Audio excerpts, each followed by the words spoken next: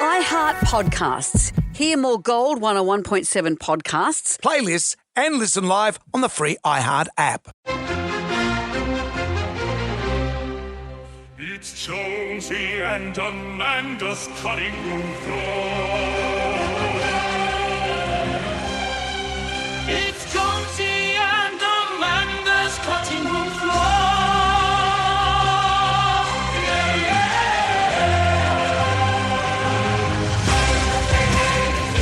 Jonesy and Amanda's cutting room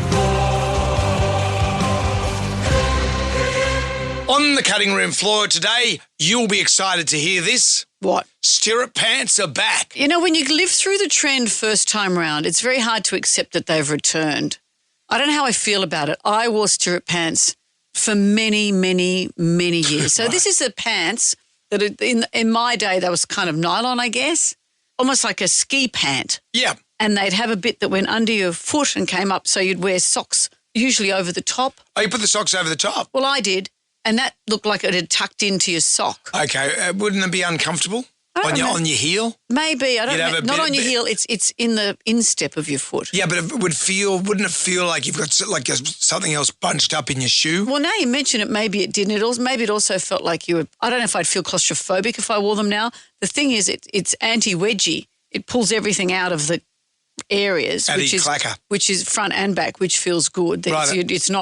It's not tight there. Because you being long in the fork. As my mother once said. Well, Jennifer Keller used to say, Amanda, you're long in the fork. Which meant that either I got muffin top or camel toe. Yeah. So that's my law firm. You have to pull your dacks up high. Or pull them out of your area. Because haven't you as well? What's all this? What's all this, Brendan? Mum used to say we'd go to Fletcher Jones and she'd say, you get a good pair of pants, you can live in them. But look, I know real estate's expensive, but I prefer not to live in a pair of pants. Didn't she also say you're long in the fork, but you're short in the bum crack department? No. You've got a short bum crack, is that I've true? never been told that. Haven't you? No, that wasn't about me. Where did that come from? You've taken a story I told you about somebody else. That had a long bum crack. That's right. Remember we saw a doctored photograph and it was a shame it was doctored. Where is this conversation going? It was John Lennon and Yoko Ono when they had their love-in. And it was a photo of them from the back. They're from both, Double Fantasy. They're both. Is it from the album of Double Fantasy? Naked. And they're in the nude. But they made his bum crack incredibly long and hers incredibly short. And it was a fascinating photograph. Betwixt the two. But sadly, they'd been doctored. So I wanted to see Sean Oko Lennon's bum crack because that should have been perfect length bum crack. Actually. When you look at Why don't you write to him? Sean, listen, mate, I know you get a lot of requests, but can you give us a picture of your bum crack? Or at least just confirm, do you have a perfect For genetic purposes, we'd like to know how genetics work. Proportionally is your bum crack. No. But I thought you told me. Is your bum crack, lose it, polish on. I thought you said that you had a short bum crack. No. It's an SPC. At SPC? SBC. What's that? Short bum crack. No. Do you? I've got my bum crack's good. How do you know? Well, can't you see it from here? I've been having now. You're talking out of it.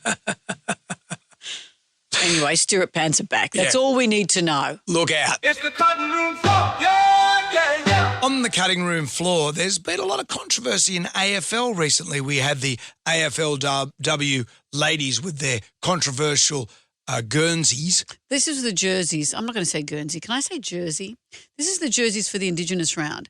And when you saw them, I'm sure just on display, they would have looked fantastic. There was an orange semicircle at the base of the shirt on the back with a tree growing. But when everyone's wearing it, it looks like they've all got... Looks like the dacks have come down. Their dacks have come down, like they've got bricky plumber's cleavage. Yeah. There's also the Dave Hughes controversy. Paul Hughesy was playing an AFL Legends game and got cleaned up, punctured his lung, broke 3 ribs. Is that controversial or just bad luck? I don't think it's controversy. I think it's just one of those terrible things. Yeah.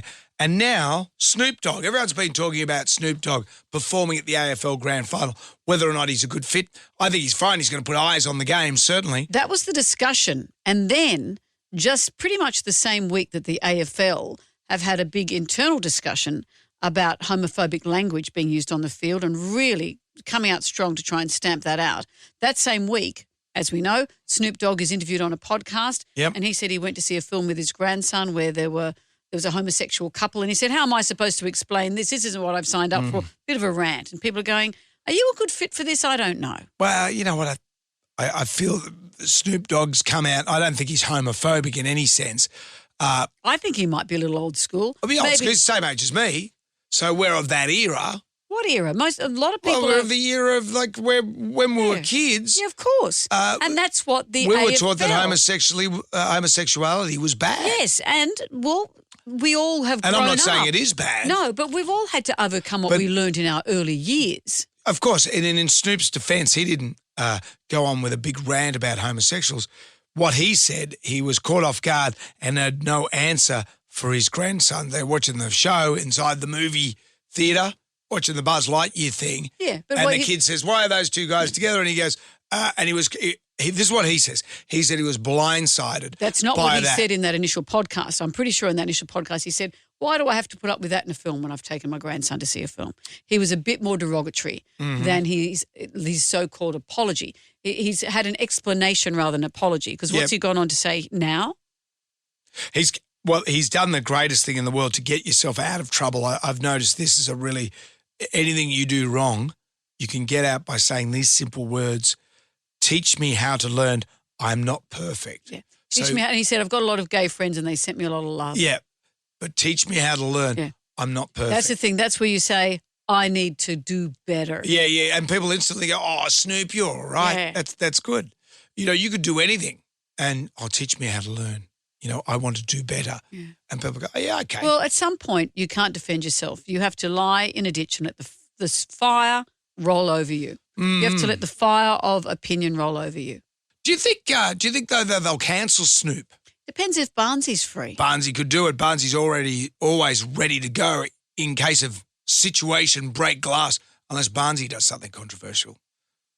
No, I think Barnsley'd be ready to go. Barnsley would but be you ready can't to go. have Barnsley every time. No. But Snoop, though, they would have paid some sort of deposit, surely. There'd be a deposit. Would there be clauses in the deposit if he says something inappropriate? Then again, he's Snoop Dogg. He's a rapper. And like with the deposit, would they pay with a check? You know, is that Mr. Dog, D-O-G-G or D-A-W-G? You know, there's a whole... Snoop, your real first name. What's actually Calvin Brodus? Okay, whatever. Well, that's his name. That's why they have crisis managers on speed dial. I've got one. Have you got one? No. Well, Should maybe I? you should. No, I don't really have one. But people do. Do They're you? media crisis managers. Yeah. I met someone whose husband does that, and all her friends phone her when she's in crisis and said, put Yep. your husband on. What do I do? And pretty much the advice is lie down, let the fire roll over you and say, I promise to learn and do better. Until something else controversial happens. Case in point, remember we had Doc Neeson for our Backyard Jam series. He was the pioneer of that as it came to pass. And luckily for us, it was before social media. But Doc came along a bit inebriated, tongue-pashed the mum of the house, said inappropriate things to the daughter, told the son to F off, picked a fight with the dad. Yeah. Dad was going to call the police. And I said, well, he is a rock star. And You've had a rock blessing why these things have happened. so the next day I got a call from the management of the radio station. What the F happened with Doc Neeson at Heathcote last night? And I explained, the guy wants to call the cops. He wants to go to the newspaper. And I went, oh, God. So then he hung up. And then about 40 minutes later calls back, everything's okay. We've just found Todd McKenny in a park with no pants on. Todd took one for the team. Todd took one because Todd at the time was working at Mix FM, which was part of our network. And that's KISS these days. He could say he didn't have his pants on because he was lying down letting the fire roll over him. And that's what you do. Just let the fire roll over you. That's all you got to do. Hey, get ready. Everybody here is some more. Jonesy and Amanda's cutting room floor. Hey, get ready. Everybody here is some more. Jonesy and Amanda's cutting room floor. On the cutting room floor today, it must be hard being a drug dealer, I would imagine, because you're selling the drugs to your customers, but you've got police after you, then you've got other drug dealers after you, and then you've got customers that might not even pay you for the drugs. Do you have other drug people after you because you're on their patch? I've seen the bill. That's what happens, isn't it? Well, You're on your patch. You're on your patch. You look at what happened to Stuart McGill. Like they took him away and they were going to chop his fingers off. And he was on their patch. He had nothing to do with the drug deal. He just I think it's been established. He was just in the restaurant and there was a guy and another guy and he said, you know what, you two guys You look like you should be friends. You should be friends. Stuart is just a matchmaker. Yeah. He's putting people together. So it would be hard being a drug dealer, but also what about a drug customer? You go and buy your drugs and then you get ripped off by the drug dealer. And you actually can't do anything because you can't go to the police. Can't go to the cops, or can you? Case in point is this lady in America. This recently popped up on my feed. I gave her a 20 and she didn't give me nothing. Why does she owe you $20? $20 bill. I gave her a $20 bill. For what? For anything. I don't care. Whatever it's for, but she can give me my money back if she ain't going to do nothing with it. Okay, were you planning to buy some drugs Yes, I or something? was. What kind of drugs were you wanting to buy? Rock. Rock. Yes, I was. You gave her $20 to buy. I gave her $20. She gave me some plaster. And now you want your $20 back Yes, I do. because she didn't supply you with crack cocaine. Well, if she shouldn't have given me nothing, no plaster, nothing, she should have said no. What's going on? She come around here a while ago. There used to be some people right over there that used to sell. Yeah. We were sitting out here on the porch in some chairs. So she said, y'all have anything to buy? I said, no, baby, we don't have nothing to sell. So she left one around the corner. Mm-hmm. Then she come back 10 minutes later, holler, give me my money back up. No, you ain't bought nothing from here. Don't disrespect my child. This is my child. Mm-hmm. I don't sell crack. I'm a prostitute. People lead tangled lives. So the cop said, okay, ma'am, I'll go and see the lady. Has gone and seen And she said, the lady. I've got nothing to sell. I've got my child here. Don't I respect got my child. Don't disrespect me in front of my child. I'm a prostitute. Nothing wrong with the oldest professional in the world, but that's what it is. I remember years ago, back in my days when I used to partake in a bit of the weed, I was up at King's Cross and I was playing in an amusement arcade up at King's Cross, as the kids at the time did, and this guy sidles up to me and says, hey, you want to buy some weed? Want to buy a foil? I went, yeah, sure, mate. Yeah, no worries. And I was on a pinball machine, ding, ding, ding, ding. And I said, how much? He goes, $15. I went, oh, okay, sweet. That sounds pretty good. The going rate of a foil then was about 20. So I thought this is a good deal. Anyway, takes my $15. I'm playing the pinball machine. I just presumed he'd come back. And did he, Brendan? I finished the game. I go, okay, where's old mate? Nowhere to be seen. No. And I asked other people. And they said, did you get his name? Oh, And I said, well, no, I didn't. oh, yeah, I got his name. It's Keith. Oh, Keith. As if that would make any difference. Did you get his name? Did you get his name? This is what people said. You know, Brendan, you know I don't like drug stories. Well, yeah, it's just I part don't of my like life. them. And I was at home drinking strawberry quick at the time. We had very divergent lives. You were mainline and strawberry quick. And I was happy for it. You were selling yourself for strawberry quick. I had the local name Strawberry Slow. Oh, well. Oh, yuck. Oh, dear. Don't do drugs, kids. Don't. Stick on the quick. Hey, get ready. Everybody here's tomorrow. Jonesy and Amanda's cutting room floor. On the cutting room floor today, clowns. No one likes them. No one likes a clown. I used to have a stuffed clown that sat on my bed. Didn't mind that. Scary clown. Scary clown. And did look a bit scary. I think I got it after I'd had my wisdom teeth out or something. And I was probably about 15. Mm-hmm. Who gave you the clown? Mum. She thought this will cheer you up. Well, I think so. And it did. It sat on my bed for ages. It's the sort of thing you'd normally give a 7-year-old. But, Yeah. you know, I was a late bloomer. You were a late developer. But with the clown, was it one of the floppy clowns? Big? Just give us some It was a proportions. floppy one. It wasn't one of those creepy porcelain-faced. Oh, yeah, that's a they're different kettle of horrible. fish. No, this was just a stitched one that had like crossed stitch for eyes and things like that. For some reason in my algo, that's algorithm okay. for the unhip, this popped up. It's a genuine how-to instructional video from the 80s on how to be a clown. Oh. You're thinking of embarking on being a clown? I have embarked on being a clown. I was a clown. Okay, well, let's just sit on that for a minute. Okay, all right. So there is an instructional video All right. from the Clowning Institute There's such a thing? about how you go and be a clown and where you go clowning to.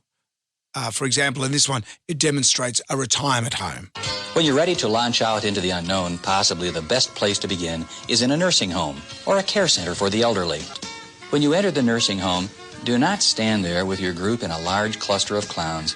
Clowns can look rather intimidating if you see a lot of them in one place. True. Be sure to choose a partner. 2 clowns together are really great. If you attempt to make visits with 3 or 4, you outnumber the person so much that they may feel a bit uneasy. 4 clowns. No Couple good. of cautions. Don't fulfill any request that is made of you by a patient. One reason is simply this. The elderly really receive you quite well. I think it's because they already know how vulnerable they are. They're lonely, and they long for touch. If they're in need of touch, you touch them. What? Touch. Here are a few common sense rules that every clown ought to be Here we aware go. of before planning to go into a nursing home. First, call the activities director or the manager of the institution and get permission to come. You don't just turn up? Second, if it's your first time, plan on about a half-hour visit. During that 1 half-hour visit of non-speaking clowning, you will discover a lot of energy has been expended. You're going to have your heartstrings tugged as you hear their plenty voices asking you to help them out of bed or into bed or to take them outdoors or to hand them something. The best rule of thumb is don't do it. Cuts off. Don't do it. But so there's mixed messages there because it says Touch a clown. the clown. First of all, it says things are going to be asked of you. Don't do it, but you can touch them. Yeah. Yeah, I don't know. If I was in hospital, I have been in hospital a few times for various things, last thing I want is some clown trying to cheer me up. I know. Well, there was just someone playing a guitar that was going around bed to bed when my dad was in hospital. And he can be ornery. And my brother and I looked at each other and we saw that the guitarist was coming over to sit near Dad. We thought, how are we going to deal with this? Dad's going to be rude to him. We just know it. And what would Arthur say? Well, in the end, the man said, I just want to play you a song. And Dad looked at our faces. He said, that would be lovely.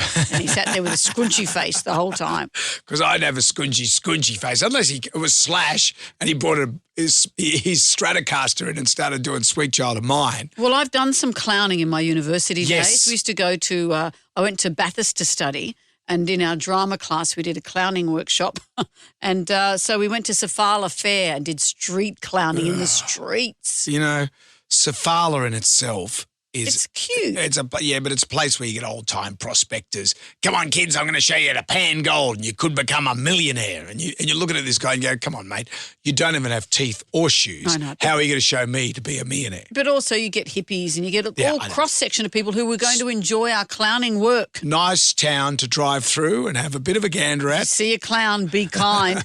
Don't give them anything. If they ask for a sponge bath, you say no. One time many years ago, my mother-in-law, Maeve, who I love dearly, took it upon herself to do a bit of clowning around the community. Around the what? Around the community of Murwillumbah. She'd go to old folks' homes. She'd go to Dressed as a hospital. clown. Dressed as a clown. And then one time we were up there having a barbecue and I had my son, who at the time was 4, my nephew, who would be similar age, and his niece, all, that bracket between 8 and 4. And Maeve took it upon herself to come out dressed as a clown. I've got a photo of it somewhere and the kids look anything but happy. Did they know it was their grandmother? Yeah. They're going, and one of them, my son's going, has Maeve, has Grammy lost it? Yeah. Has she, should we be putting her in some sort of home? Yeah. And what did you say? I said, yeah, probably. Because when you put a mentally deranged clown into a home, who goes and visits them? Don't give them anything. A psychologist.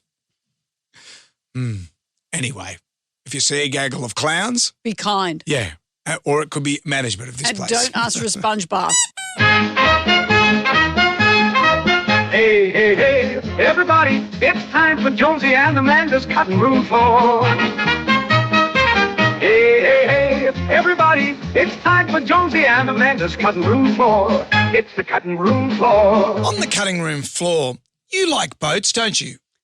I get seasick, but I have owned a boat in the past. That's right, you had a boat. What was A it? small sailing boat when we lived near the water at one point. Yep. And it was great. Harley used to race cars and found the boat quite tricky because he'd think, well, it takes too long to make decisions. He was used to making instant decisions. Yeah. To have to turn a corner, you have to half an hour before start making the moves. Sailing's a bit like that.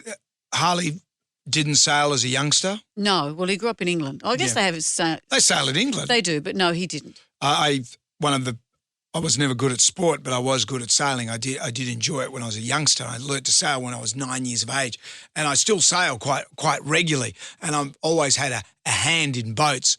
And there's an old saying, the greatest moment of your life is when you buy, there's two great moments when you be a boat owner, when you buy the boat and then when you sell the boat. Yeah. Because they are the biggest money pit in And stress pit. the history of the world. They are stress and Is that why you've only got money. 8 of them? And as my mate Sailor Jerry says, the problem with boats is they're fine until you put them in the water. Yeah. And he's a shipwright. Yeah. So he knows only too well. I don't know if you saw that image of the $1.4 million yacht sinking 15 minutes after its maiden voyage. Did you see that Is this over like in the Turkey? Titanic? What happened? Well, I'm not How too big is sure. the super yacht? Is it massive? It was fairly big. It was, I reckon probably about 20 metres long. And how much? It was $1.4 million. And they've pushed it off and it's just tipped straight over and sunk. Oh, so the minute it was launched, it Yeah, sunk. but pretty much. I thought it had a bit of a sail around. I don't know what happened there. It seems. They take the bungs out. Maybe, They have bungs, don't they? no, but they do have things called seacocks. So they've got a seacock that lets water inside for the various plumbing in the boat, for your toilet, for I your thought engine Dad's cooling. Dad used to have a little sailing boat. I thought that had a bung in the back. What sort of sailing boat did Arthur have? Name some. Name some small ones. Was it a sailing boat? Yeah. Was it I had a little catamaran for a while, and then he got a single man sailing boat. Yeah, right. I'm sure there were bungs. Did it have a venturi? A venturi works as the boat is moving. It opens up and the water drains out, and then it closes. This was years ago. It might have been before a Venturi was invented. No, venturis have been around since the 1400s. Tall ships. Yeah. Well, Dad was a long time before that. I'm intrigued about that. Well, anyway, tell me what happened here, you think. Oh, it looks to me that they didn't put enough ballast in it, or was it poorly designed and built, too top heavy, and it's fallen over. Maybe you know what they did. Maybe they did that balayage thing. Is that what it's called when you smash a bottle of champagne against it to christen it? Maybe that unhinged it somehow. No, No? I didn't see anyone cracking champagne over it. And obviously not But afterwards. those things, like they're very gaudy, those boats. It's a gaudy boat. Right. Very top heavy, gaudy. The chandeliers will do that. That can happen. Was it a puncy one? Yeah, but you look at the history of boats, from the Titanic, unsinkable. Don't call a boat unsinkable. We learned that from that.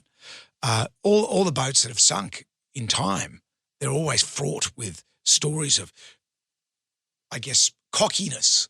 And perhaps these people, as they pushed it off into the water, thought that.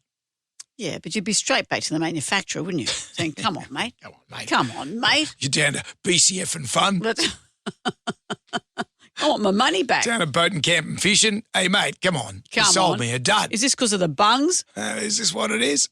But you got to check your cock. When you go out in the boat, no, that's what it's a thing. Don't make anything of this. And there's two schools of thought. Sailors, they usually close up the seacock because there's a chance that could fail and flood your boat and sink. And the seacock in this point cools the engine down. Stink boat operators. But why do you need an engine if you're just sailing? No, well, you need it to get around if you want to do a little motorboating. So what you do, and sailors, they'll leave their seacock closed, but what happens if you start the engine's not cooling down, you burn out your impeller. Stink boat owners tend to leave their seacocks open because of the aforementioned burning out your impellers. And constantly using the motor. And constantly using the motor. Very good, that girl there. You've been on the cock before. Goodbye.